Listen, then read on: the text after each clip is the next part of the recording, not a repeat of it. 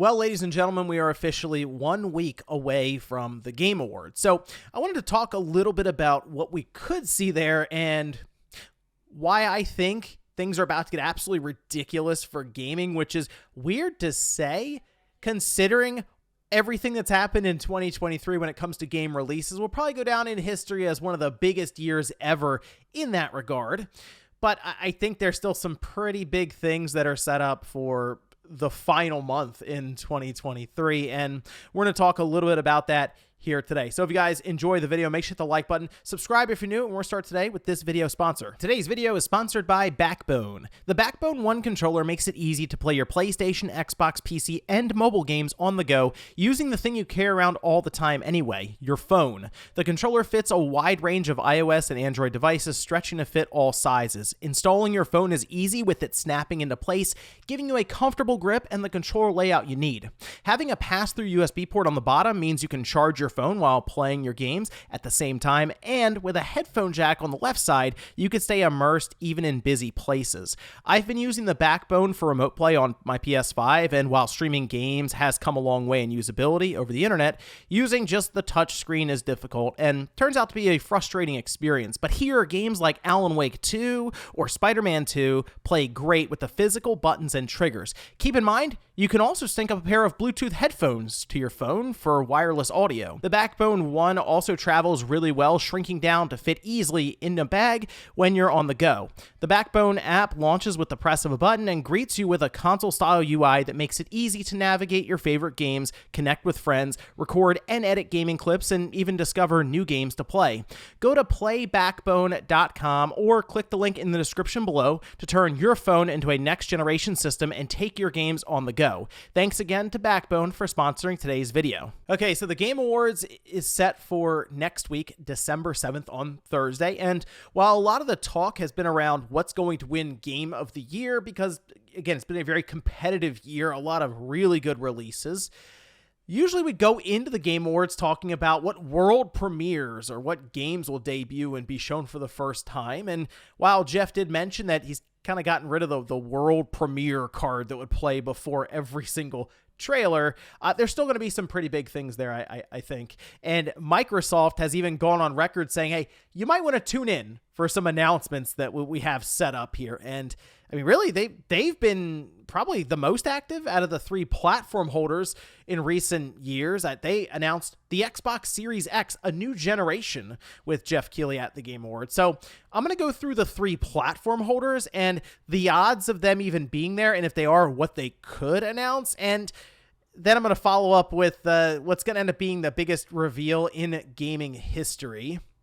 But let's start with the most likely in terms of these platform holders to be there, and that is Microsoft, because they've already told us they will be there.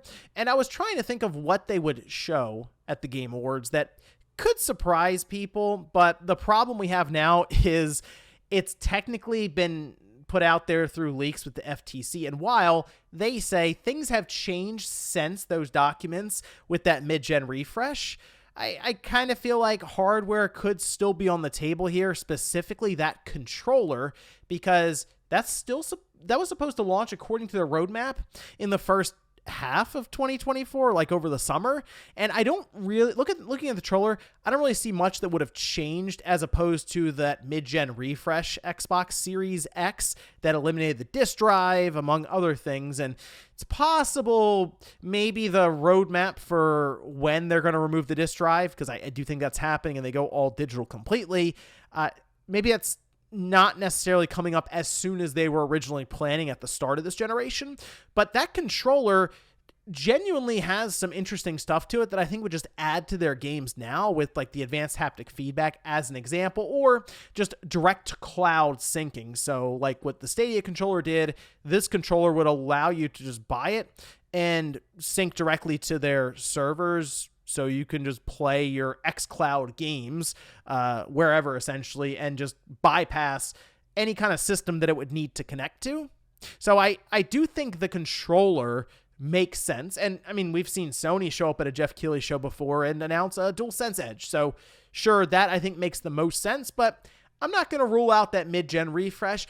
only because if their plans are still in place as they've described before, they kind of have to get the show on the road here soon. And hey, why not reveal it at the show that you originally revealed the entire start of the generation at? Now, speaking of that time, they also revealed Hellblade 2 for the first time back then with the Xbox Series X. Seems like you'd want everything to come full circle and give us the release date. I feel like that might be first half of 2024, and that would be a great way to kick off the year, rolling right up to Hellblade 2 that I think is going to do really, really well. So that wouldn't shock me if it came out and scored high 80s, low 90s, to be honest, for Hellblade 2. I think that's going to impress and surprise some people there. Otherwise, though, you know what? It's time for the Coalition to show up, and maybe that's Gear 6, maybe that's some other project that they're working with Epic and Unreal Engine and that sort of thing. And I feel like that is going to be a reveal that really showcases the visuals that the Xbox Series X can put out from a first-party standpoint. Not that we haven't seen some impressive looking games. You could think of like Forza Horizon 5 is still a very impressive title. But I mean more from the sense of that third-person action-adventure style. The Coalition's really good at showcasing what Unreal Engine can do. This seems set up perfectly for them to show off Unreal Engine 5 and their next game, which I still think is going to be Gear 6. Now, the next company up that would be most likely to be here would be Sony. And, you know, Sony is in an interesting position going into 2024, mostly because we don't know a lot. I mean, Last of Us Remastered Part 2, great. Helldivers 2, awesome. People are trying to figure out what's going on with some of their top tier studios right now, like in terms of new releases, new games. And this seems like a great spot to at least unveil something. And I'm kind of thinking this might be the place that they announce that God of War Ragnarok, it's either DLC or it's a spin-off title. I'm kind of wondering if it's going to be similar to Horizon Burning Shores, where it's just attached to God of War Ragnarok, and it's just another story or another area. Maybe it's Atreus, maybe it's Kratos. It could be a whole new original character for all we know. That's kind of what I'm thinking would be most likely here. Otherwise, though, they've talked a lot about live service stuff. Maybe it's time to showcase this Horizon MMO or this multiplayer game that apparently this part of that is this deal with NC Soft that they announced the partnership recently. Is that because they're expecting to make an announcement here soon at the Game Awards?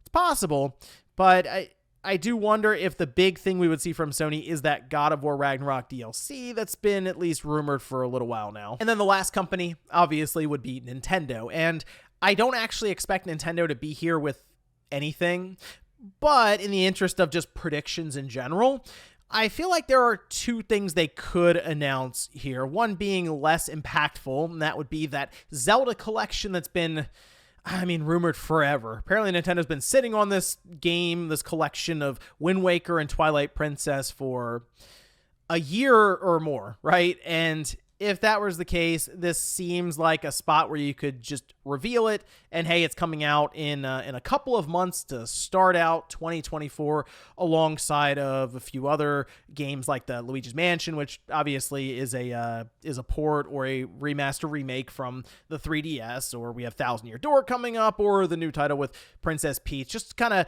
start to bridge that gap that we believe is going to be forming here between the current generation and their next generation system. Also, it'd be really fun to have Wind Waker and Twilight Princess on the Switch now, even though it's been on like every Nintendo system so far since the Wii. There's still a new generation of gamers, I understand, picking up the Switch for the first time that have not experienced the greatness of Wind Waker, and they really need to. The more impactful reveal that Nintendo could do is Metroid Prime 4. It's the last big Switch game that a lot of us have been expecting to show up at some point in some direct, an event anywhere. Since 2017. And the reason I say it could show up here, even though it's that to me still feels like a game you save for a direct reveal, again, a re-reveal, is because this show from Jeff is, it's Western focused, and Metroid Prime, or Metroid in general, sells the best in the West, in the Western audience, right? Like the US and that sort of thing. So I feel like this would be a spot that you would showcase that, or really Zelda, both of which, again, being more Western focused in terms of where the sales come from. But wow, what a surprise that would be. What a get for Jeff if he could have Metroid Prime 4 be re-revealed during his showcase. Nintendo has just not really been that present with anything massive at the Game Awards recently, but that'd be pretty big, and I would like to see Metroid Prime 4 sooner rather than later. It just feels like I've been saying that for quite a while now. Actually, since 2017. And the final thing that, of course, has garnered a lot of speculation as to when it'll happen is what I think is going to be the biggest reveal in gaming history, and that is Grand Theft Auto 6. Rockstar's already told us that it is happening in the beginning of December, the first half of December. It makes sense because, I mean, you get midway through the month and then a lot of people go on holiday break, obviously, and then they pick things back up after like the first week of January, sure. So they want to get this trailer out there. They want to set everything up for PR, talking with press, all of that, right? There's going to be a lot of questions, I'm sure, that are coming in, a lot of articles being written, previews, so forth there, all based around what will probably boil down to a 2 to 3 minute trailer. This is going to be huge. It really, really will. And people have been speculating, is this something that will be present at the Game Awards? Is my understanding it will not be at the Game Awards. And that, I feel like, is a good strategy. Look, if GTA 6 was part of the Game Awards, no one's talking about anything else at the Game Awards other than GTA 6. It is going to overshadow pretty much everything there. Now, I do wonder when they are going to have this trailer drop, because the fact that it will be a trailer drop means that it could be at any time. It could be December 7th, that morning, ahead of the Game Awards. Here's GTA 6. Here's the trailer for it, the first one. That might overshadow it a bit, right? I guess they could also wait till the following week, because that would still be the first half of December, drop it then. I mean, really, right now, we are in like countdown mode for this trailer to drop, and it is going to be something to witness online. I'm still curious about many things here. Specifically, how are they going to take that GTA formula to the next level? 5, still played to this day, incredibly popular, with Grand Theft Auto Online, specifically that being attached to it. I assume that is going to be built on quite heavily and might even be a big focal point of this game, considering it makes them a ton of money. Why wouldn't they allocate most of the budget to making the online even better and, let's face it, even more monetizable? But I also wonder if they're even going to tell us about platforms it'll be on, if they're going to have any indication as to when it's coming out, like a year. Are they going to put 2025 on the end of it, 2026?